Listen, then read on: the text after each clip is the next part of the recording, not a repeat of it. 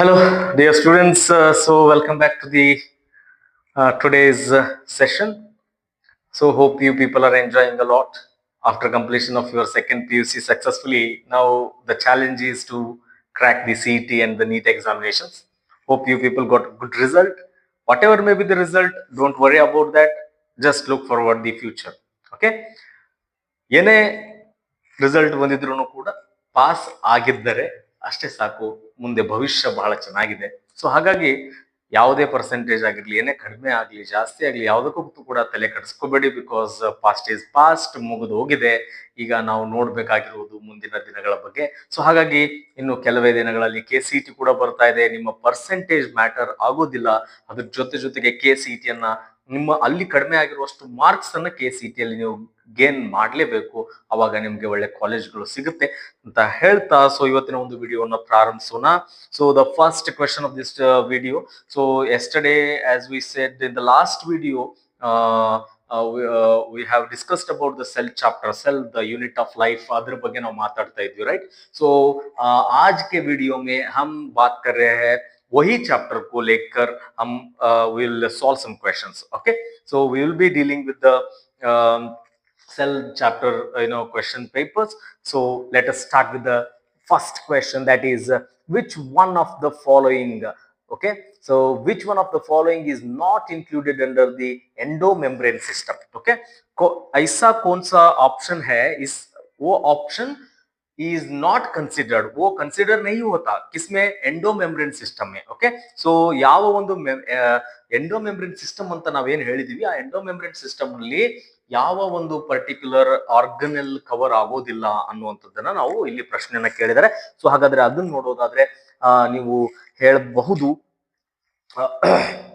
So the right answer ನೋಡೋಣ. ಮೊದಲನೇದಾಗಿ endoplasmic reticulum ಅಂತಿದ್ದಾರೆ, ಮೈಟೋಕಾಂಡ್ರಿಯಾ ಅಂದಿದ್ದಾರೆ, ಲೈಸೋಸೋಮ್ ಅಂತಾರೆ, ವ್ಯಾಕ್ಯೂಲ್ ಅಂದಿದ್ದಾರೆ. ಸೊ ನೀವು ಒಂದು ಎಂಡೋಮೆಂಬ್ರೇನ್ ಸಿಸ್ಟಮ್ ಅಂತ ಬಂದಾಗ ನ್ಯೂಕ್ಲಿಯಸ್ಸಿನ ಹೊರಗಡೆಯಿಂದ ಅದರ ಒಂದು ಪಾರ್ಟ್ ಶುರು ಆಗುತ್ತೆ.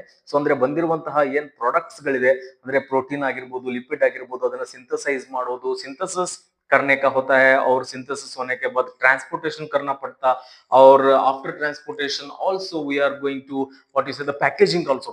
After packaging we will be doing this transportation and we will be shifting it to a particular organ.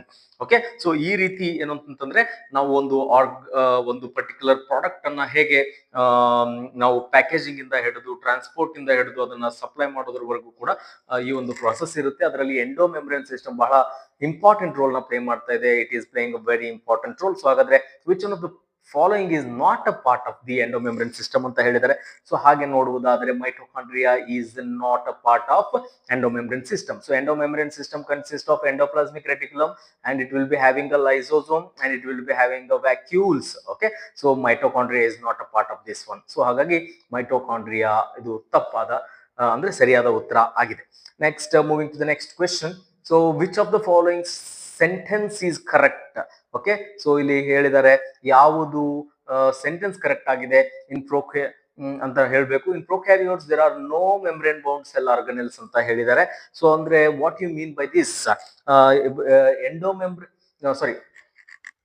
Prokaryotes ವಿಷಯಗಳಿಗೆ ಬಂದ್ರೆ, when you say the prokaryotes will be discussing about the bacteria. So ಹಾಗಾದ್ರೆ ಬ್ಯಾಕ್ಟೀರಿಯಾಗಳಲ್ಲಿ membrane bound ಆರ್ಗನೆಲ್ಸ್ ಗಳು ಇರೋದಿಲ್ವಾ ಅಂತ ನೋಡಿದ್ರೆ, of course ಅದರಲ್ಲಿ ಯಾವುದೇ what you say the membrane bound organelles are usually not present. Okay, so ಅದರಲ್ಲಿ ribosome ಇರುತ್ತೆ. Ribosome is not the membrane bound organelle. So ಹಾಗಾಗಿ ಮೆಂಬ್ರೇನ್ಲೆಸ್ organelle ಅದೊಂದೇ ಇರೋದು. ಮತ್ತೆ ಮೆಂಬ್ರೇನ್ ಇರುವಂತಹ ಯಾವುದೇ ಆರ್ಗನೆಲ್ಸ್ ಗಳು ಯೂಶುವಲಿ ನೋಡೋದಕ್ಕೆ ಇದರಲ್ಲಿ ಸಿಗೋದಿಲ್ಲ. ಸೊ ಹಾಗಾಗಿ ಕರೆಕ್ಟ್ ಆಗಿ ಇರುವ ಆಪ್ಷನ್ ಕೇಳಿದರೆ, so this is right. And cells of all living organisms have a nucleus ಅಂತಾರೆ. But majority case in human beings itself ನಾವು ನೋಡಿರಬಹುದು. we might have seen that, we might have heard that RBC ಗೆ ಬಂದ್ರೆ ನೀವು ಅಲ್ಲಿ nucleus ಇರೋದಿಲ್ಲ ಅಂತ ಓದಿರ್ತೀರಿ. ಸೊ ಹಾಗಾಗಿ ದಿಸ್ ಇಸ್ ರಾಂಗ್ ಸ್ಟೇಟ್ಮೆಂಟ್. ಹಾಗೇನೆ cells are formed de novo from the abiotic materials ಅಂತಾರೆ. ಸೊ ಅಂದ್ರೆ de novo material, de novo means synthesised from the abiotic material ಅಂದಿದ್ದಾರೆ. So that is also wrong. Cells are made up, cells are obtained, cells are arised from the pre-existing cell ಅನ್ನುವಂತಹ ಮಾತಿದೆ. So ಹಾಗಾಗಿ that is also wrong. Both animal and plant cells have a well defined cell wall ಅಂತಾರೆ. So usually plant cells have the cell wall. Plant cells will be having a cell wall. Plants ಇರುತ್ತೆ cell wall ಇಂದ, ಆದರೆ animal cells do not possess okay, animal cells do not have animals ನಲ್ಲಿ ನಮಗೆ cell wall ಕಾಣೋದಕ್ಕೆ ಸಿಗೋದಿಲ್ಲ. So ಹಾಗಾಗಿ the statement is also stand strong. So ಹಾಗಾದ್ರೆ first option ಏನಿದೆ, ಮೆಂಬ್ರೇನ್ ಬೌಂಡ್ ಸೆಲ್ಸ್ ಗಳು, ಮೆಂಬ್ರೇನ್ ಬೌಂಡ್ ಆರ್ಗನಲ್ಸ್ ಗಳು ಎಲ್ಲಿ ಅಂತಂದ್ರೆ ಪ್ರೊಕ್ಯಾರಿಯೋಟಿಕ್ ಸೆಲ್ಸ್ ನಲ್ಲಿ ನೋಡೋದಕ್ಕೆ ಸಿಗೋದಿಲ್ಲ. So that is the correct option. Okay, so moving to the next question. ಮುಂದಿನ ಒಂದು ಪ್ರಶ್ನೆ ನೋಡೋದಾದ್ರೆ, prokaryotes the glycocalyx. Okay, prokaryotes ಗಳಲ್ಲಿ ಗ್ಲೈಕೋಕ್ಯಾಲಿಕ್ಸ್ ಏನನ್ನ ರೋಲ್ ನ ಪ್ಲೇ ಮಾಡ್ತಾ ಇದೆ ಅನ್ನುವಂಥದ್ದು ನಮ್ಮ ಪ್ರಶ್ನೆ. When it is thick is called as ಅಂತ.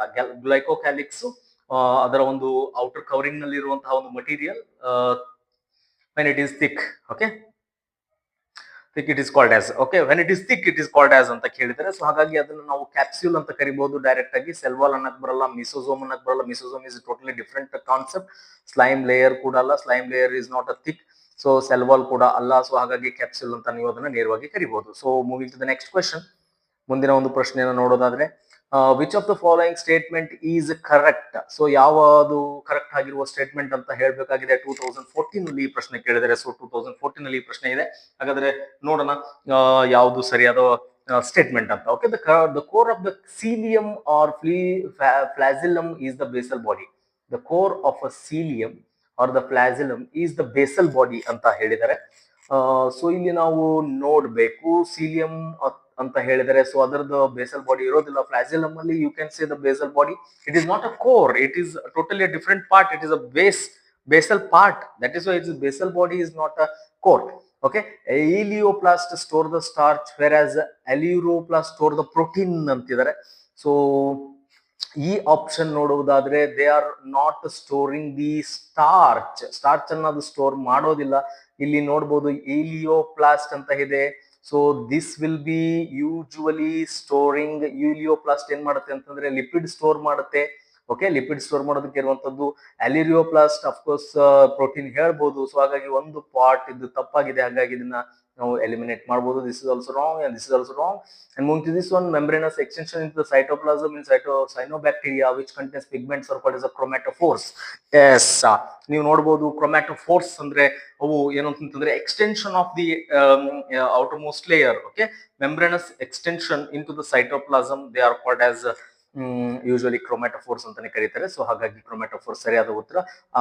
ಮತ್ತೆ acrocentric chromosomes have only one arm ಅಂತ ಹೇಳಿದ್ದಾರೆ. ಅಕ್ರೋಸೆಂಟ್ರಿಕ್ ಕ್ರೋಮೋಸೋಮ್ಸ್ ಗಳು ಒನ್ ಆರ್ಮ್ ಇರೋದಿಲ್ಲ, ಅವುಗಳ ಆರ್ಮ್ ಶಾರ್ಟ್ ಇರುತ್ತೆ ಅಷ್ಟೇ. ಓಕೆ, ಸೊ ಹಾಗಾಗಿ this is also wrong. Okay, moving to the next question. Lysosomes are produced by. Lysosomes ಗಳನ್ನ ಯಾರು ಪ್ರೊಡ್ಯೂಸ್ ಮಾಡ್ತಾರೆ ಅನ್ನುವಂಥದ್ದು ಪ್ರಶ್ನೆ ಇದೆ. ಸೊ ನೇರವಾಗಿ ನೀವು ಹೇಳ್ಬೋದು ಮೈಟೋಕಾಂಡ್ರಿಯಾ ಅಂತೂ ಯಾವುದೇ ಆ ತರದ ಪ್ರೊಡಕ್ಷನ್ ಅಲ್ಲಿ ಉಳಿಯಲ್ಲ. The main function is to produce the energy. So ಹಾಗಾಗಿ ಇದು ರಾಂಗ್ ಆಗುತ್ತೆ. ಲ್ಯೂಕೋಪ್ಲಾಸ್ಟ್ ಕೂಡ ಬರೋದಿಲ್ಲ, ಅದರದ್ದು ಅದು it is a kind of pigment ಅಂತೀರಿ. Endoplasmic reticulum is also transportation ಅಲ್ಲಿ ಇನ್ವಾಲ್ವ್ ಆಗಿರುತ್ತೆ. ಸೊ ಹಾಗಾದ್ರೆ ಇದೆಲ್ಲ ಆದ್ಮೇಲೆ Golgi bodies. So the Golgi bodies, okay, so the Golgi bodies are involved in the lysosome production. Okay, so this is the right option. Moving to the next one, that is which of the following statement is not true with reference to the mitochondria. Mitochondria ಗೆ ಸಂಬಂಧಪಟ್ಟಿರುವಂತಹ ಯಾವ statement wrong ಆಗಿದೆ ಅಂದಿದ್ದಾರೆ. So ಹಾಗಾದ್ರೆ ಅದೊಂದು ನೋಡೋದಾದ್ರೆ ನೇರವಾಗಿ ನೀವು ಹೇಳ್ಬೋದು. So which of the following statement is not true with reference to the mitochondria. They contain DNA ಅಂತಾರೆ. ಸೊ ಎಸ್, ಅದರಲ್ಲೂ ಕೂಡ DNA ಇರುತ್ತೆ. ಸೊ ಮೈಟೋಕಾಂಡ್ರಿಯಾದಲ್ಲಿ DNA ಇದೆ, ಸರಿಯಾದ ಆನ್ಸರ್ ಇದೆ. Next, they divide in synchrony with the cell cycle ಅಂತ ಹೇಳಿದ್ದಾರೆ. ಅಂದ್ರೆ ಸೆಲ್ ಸೈಕಲ್ ಜೊತೆಗೆ ಡಿವೈಡ್ ಆಗುತ್ತೆ ಅನ್ನುವಂತಹ ಒಂದು ಕಾನ್ಸೆಪ್ಟ್ ನ ಹೇಳಿದ್ದಾರೆ. ಸೊ ಹಂಗಾಗಿ somewhere it is not a proper answer. Okay, so usually it's division is not related to cell division, right? So ಹಾಗಾಗಿ ಅದನ್ನ ನಾವು ಇಲ್ಲಿ ಕೋಟ್ ಮಾಡಬಹುದು. They store and release the chemical energy ಅಂತಾರೆ. ಅದರ ಫಂಕ್ಷನ್ ಬಂದು ಮೈಟೋಕಾಂಡ್ರಿಯಾದ ಫಂಕ್ಷನ್ ಬಂದು ಎನರ್ಜಿಯನ್ನ ರಿಲೀಸ್ ಮಾಡೋದಾಗಿದೆ. ಆಮೇಲೆ ಕ್ರಿಸ್ಟೆ ಆ ಸ್ಟ್ರಕ್ಚರ್ಸ್ ಗಳು ಕೂಡ ಅದರಲ್ಲಿ ಇರುತ್ತೆ. ಸೊ ಹಾಗಾಗಿ option B is the right one. Okay, so ಈ ಆಪ್ಷನ್ ಅನ್ನ ಹಾಕ್ಬಹುದು. So this is about the cell, the unit of life chapter ಗೆ ಸಂಬಂಧಪಟ್ಟಿರುವಂತಹ ಕ್ವೆಶನ್ಸ್ ಗಳು. ಈ ಕ್ವೆಶನ್ಸ್ ಗಳನ್ನ ನಾವು ಒಂದ್ಸಾರಿ ಓವರ್ ವ್ಯೂ ನೋಡಿದಾಗ, so these are the major questions which have been obtained in the last few 20 years of examination, that to particularly cell chapter. Okay, cell chapter ವಿಷಯಕ್ಕೆ ಬರುವುದಾದ್ರೆ ಈ 6 questions ಗಳು ಈಗ ನಾವೇನು ಡಿಸ್ಕಷನ್ ಮಾಡಿದೀವಿ, ಈ ಕ್ವೆಶನ್ಸ್ ಗಳು ಬಂದಿರುವಂತದ್ದು ಅದರಲ್ಲಿ ನಾವು year wise mention ಕೂಡ ಮಾಡಿದೀವಿ. So in the last session also we have discussed about the cell chapter itself. So ಅಲ್ಲಿಯ ಕೆಲವೊಂದಿಷ್ಟು ಲಿಂಕ್ ಅನ್ನು ಕೂಡ ಕೆಳಗಡೆ ನೀವು ಡಿಸ್ಕ್ರಿಪ್ಷನ್ ಅಲ್ಲಿ ನೋಡಬಹುದು, ಅಥವಾ ಇನ್ನೊಂದು ವಿಡಿಯೋದಲ್ಲಿ ಇದೆ. ಡೇ 7 ಅಲ್ಲಿ we have discuss about the cell chapter. So ಅಲ್ಲಿ ಒಂದಿಷ್ಟು ಕ್ವಶನ್ಸ್ ಡಿಸ್ಕಷನ್ ಮಾಡಿದೀವಿ, and these questions also you can go through, and this will complete the cell chapter. In the next video we will be dealing with the next another chapter, that is biomolecule. Okay, we will discuss about the biomolecule in the coming day. Thank you so much for watching. Keep watching, the subscribing and supporting us. Thank you so much.